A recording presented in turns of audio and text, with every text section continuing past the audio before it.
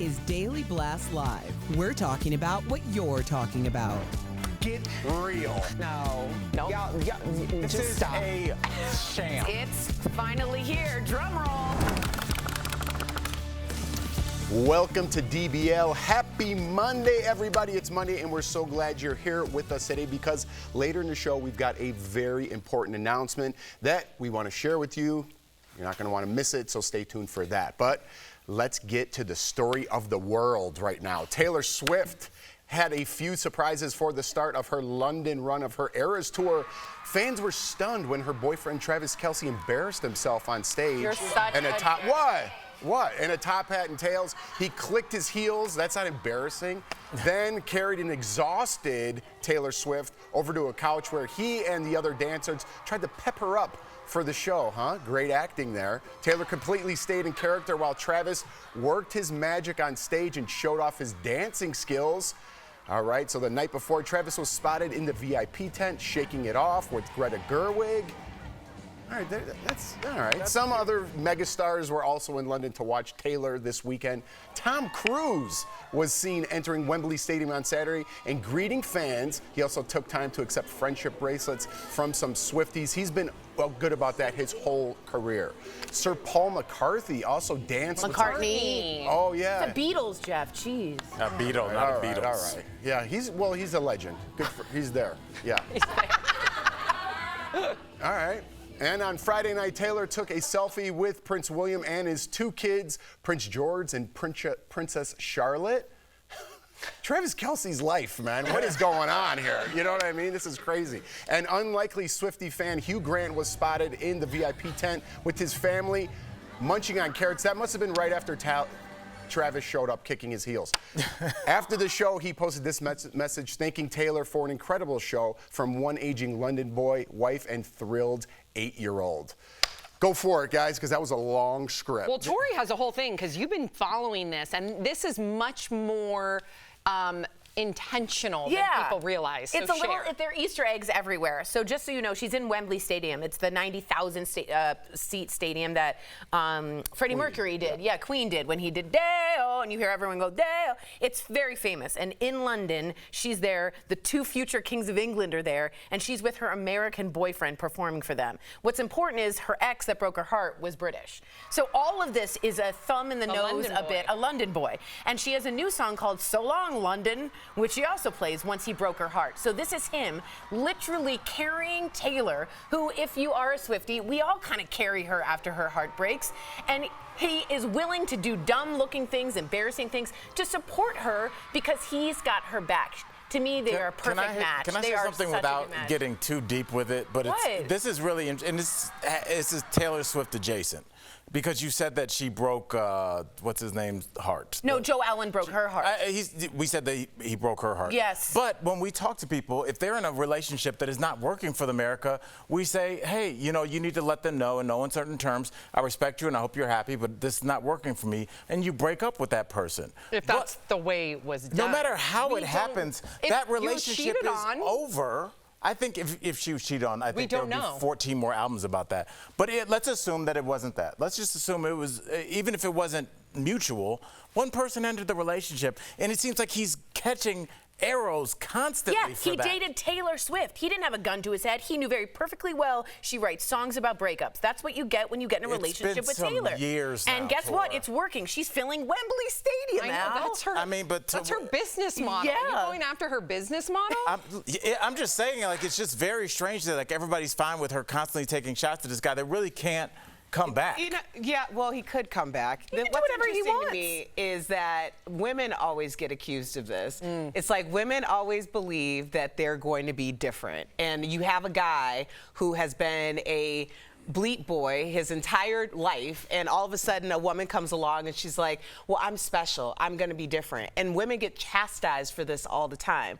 But men don't seem to catch those same strays. And if you're dating someone who has a full portfolio of work about talking about their relationship, and you think that you're going to be the exception to the rule, then honey, wake up. Yeah. You ain't special. Yeah. Well, clearly not, but I'm just saying, first of all, it's interesting that she has the autonomy to date as you say, a bleep boy. Then she should know. Then she should know what she's getting going in. I'm not saying that he was. I'm saying that women get this all the time for dating guys who have obviously had a track record of being cheaters or whatever they are. Right. And then women are like, well, why did you think they were special? Why did you think you were special? All I'm asking is, why would he think he was special? Right. I'm just saying, I don't think that he's special, but I think it seems like it's piling on now. It really does. Well, she's got a lot of power. She's doing a tour and having to redo those songs. So I feel you. When I the get most famous person in the world is taking shots at you all the time. John Mayer did it. John Mayer is not Taylor Swift. Right, but because she's so famous, you're annoyed. But when men did do it with Lemonade. men do it all the time.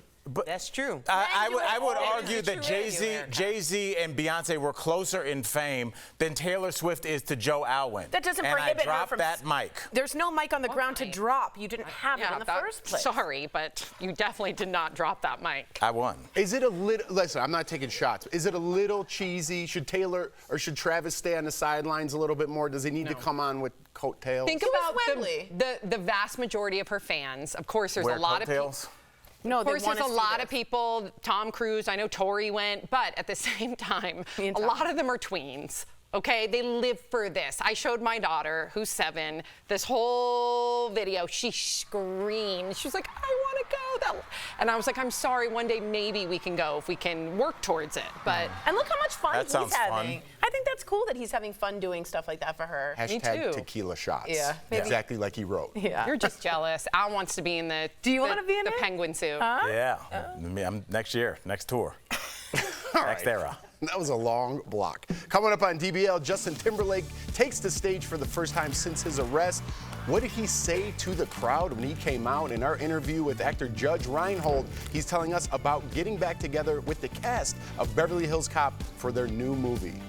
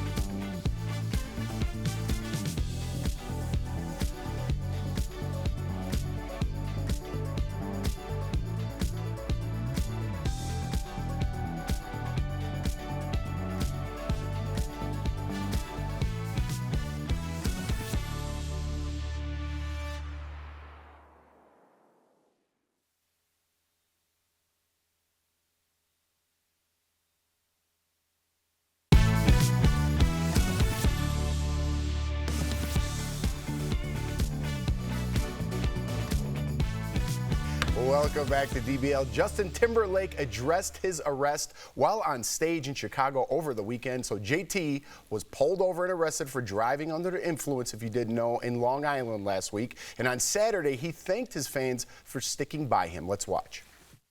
We've been together through ups and downs and lefts and rights.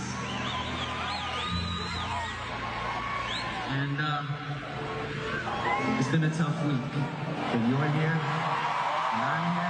I know sometimes I'm hard to love, but you keep on loving me, and I love you right back. Thank you so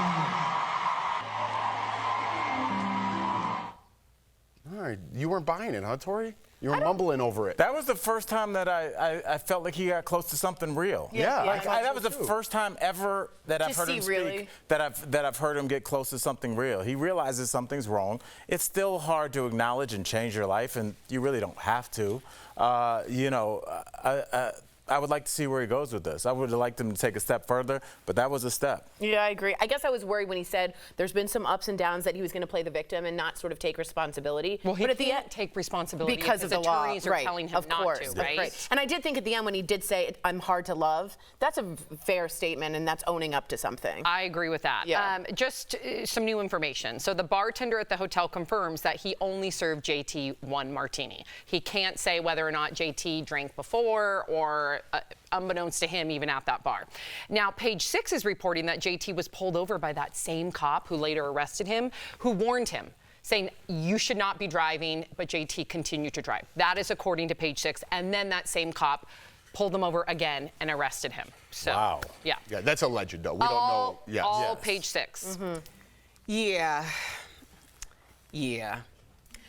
I'm just going to go back to my friends, the NSYNC delegation, okay? I called this from the beginning.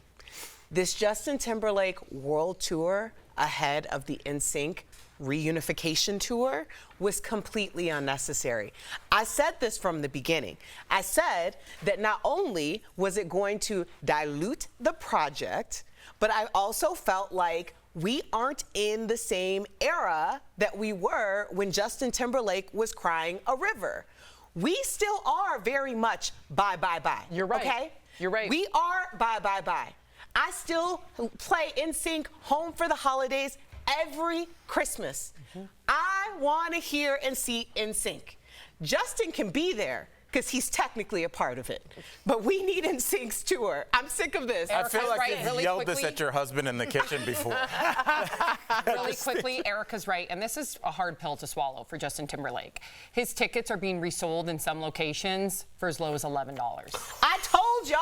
Timberlake. $11. You can get that. It's about the group. It's Erica. about the group. We are Erica. in our 40s, Sam. I know, okay? but $11. I am not, a Frappuccino costs me more. I'm just saying. I'm saying we are in our 40s. We want to see NSYNC. Yeah. That was what changed our lives. Right. You're right. Justin, okay, he had some bops, but it's about the group. Let's get back to the group. You're right. You're right. I hope that goes viral because I also want them back. Yeah.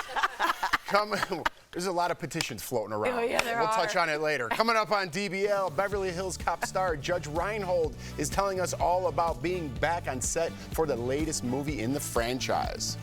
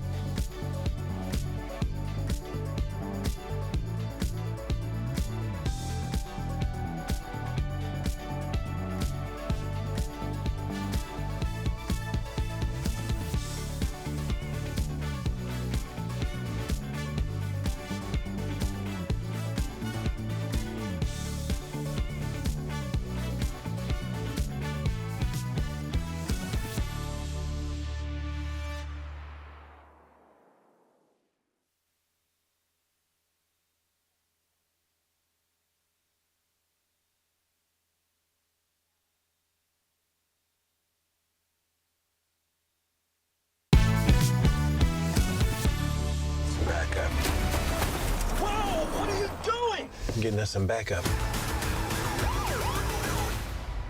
God, I missed you, Axel. We all did. Welcome back. Axel Foley is back in an all-new Beverly Hills Cop movie, and you can't have an Axel story without Detective Billy Rosewood, played by the one and only Judge Reinhold. Earlier, we spoke with him, jumping back into the action almost 30 years later. Take a look. Everybody loves him. Please welcome to DBL Judge Reinhold. I'm such a fan. All right, so the fourth Beverly Hills Cop movie is coming out finally, and it feels like this has been in the works for over 30 years now. How many different scripts have you read for it over the years? Oh, there were quite a few. It was obviously it was Eddie's call, and he was just really adamant about not wanting to do one until it was close to the first one, which we hold high. Yeah. And actually, I think honestly, without exaggerating, I think we created a genre with the first one. They certainly had action movies, of course, and they had comedies, but the combination of the two hadn't been around.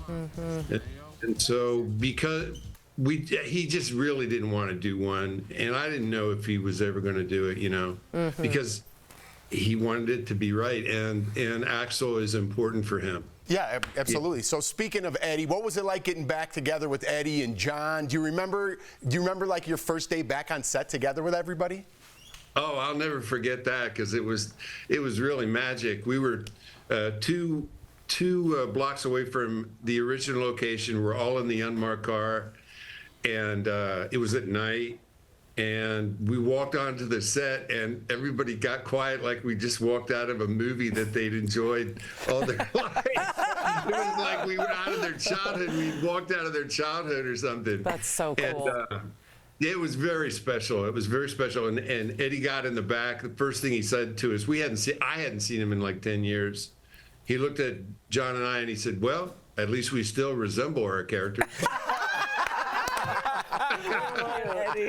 Another movie I have to bring up, because my family and my kids especially, love you in the Santa Claus. And you were such a nice guy, but you were also the antagonist to Scott Calvin in the franchise. Was the character Neil inspired by anyone you knew in real life?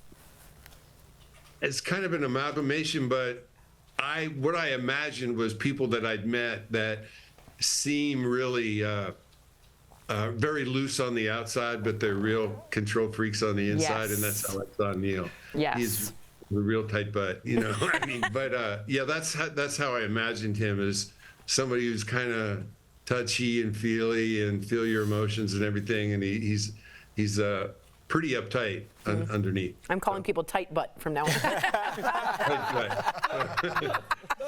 The kids, they don't even ask my name. They just call me Neil every Christmas. How cute. That's who you are to them. Yes. That's such a beautiful thing. You're burning their brain. Yeah. They want the lowdown on Santa Claus too. Can you blame them? I think we all do. Yeah. There's a lot of stories there. Oh, we're so tight. What's your name again? I'll get a good. I'll get you in good. Oh, nice. Yeah, I know what do you want? I got to ask you about this because, at 46 years old, I remember when there was just one HBO, and so there would just be movies that would just play. And one of those was Vice Versa, bro. Yeah. So I watched that It's all so true. the time. And I have to ask you about it because the cover of it, this is before Photoshop. That's what people need to understand. This is not like some digital. So, like, how did you, what is happening here? How did you take this picture? That's such a fun question because it's a great answer. Everything you see is monofilament wire, is held by monofilament wire. Even the little dab of coffee that was latex and everything. And they styled my hair so it looked like I was in the wind. They were holding up my tie. And I could hold that pose for maybe 2 seconds. Whoa. That is fascinating. Wow. That's so cool. It makes it so much more dynamic. impressive. Yeah. Yeah. That's amazing. It's like the flags in the United States flag, the wires on the moon, because there's no wind. It looks like it's flag waving. You lost our guest. Okay, I'm sorry, Judge. Exactly. Judge, we went to the moon Judge. landing. Sorry. Judge, thank you so much for joining us. DBL Nation, do Thanks, guys. not miss Beverly Hills Cop, Axel F. July 3rd on Netflix. Thank you again. So cool. Congratulations. Thank you. You're the best. We'll be right bro. back. Thanks. Thank you.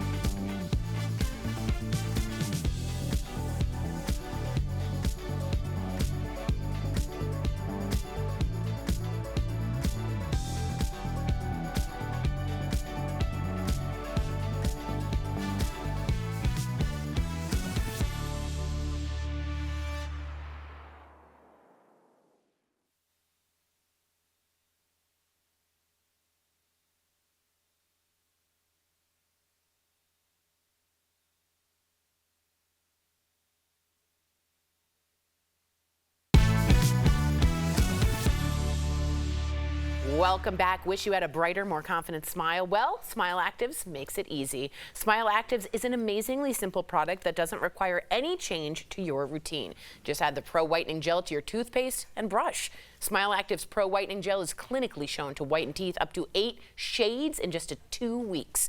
And it's effective in whitening stubborn stains from your favorite foods and drinks. No strips, no goop, no dentist visits, just simple, effective whitening while you brush. Get your Smile Actives Pro Whitening Gel today and boost your confidence with a brighter smile.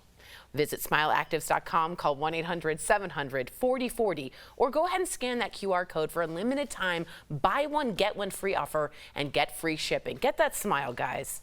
That's right, in just 2 weeks. All right. Before we go, we do have something we need to share with all of you, our viewers.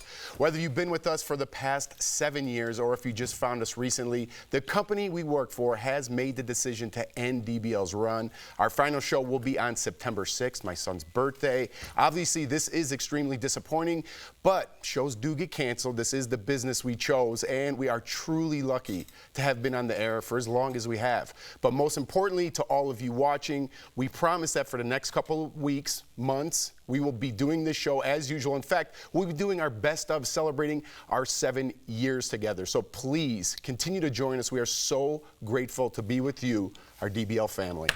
Yeah, straight up. We are family, and, you know, obviously, you know, you look and you say, this is the business, and it is, but like this company hired people that went out and found us. We were all scattered, and they brought us together and put together this panel. I can't see us not doing anything in the future, so maybe stay tuned for that if there is anything.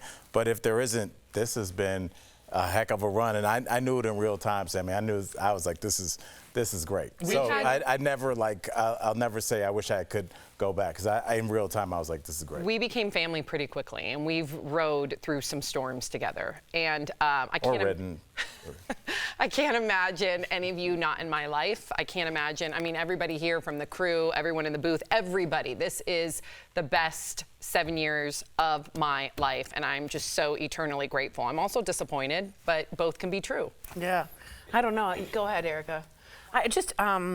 It's like lightning in a bottle.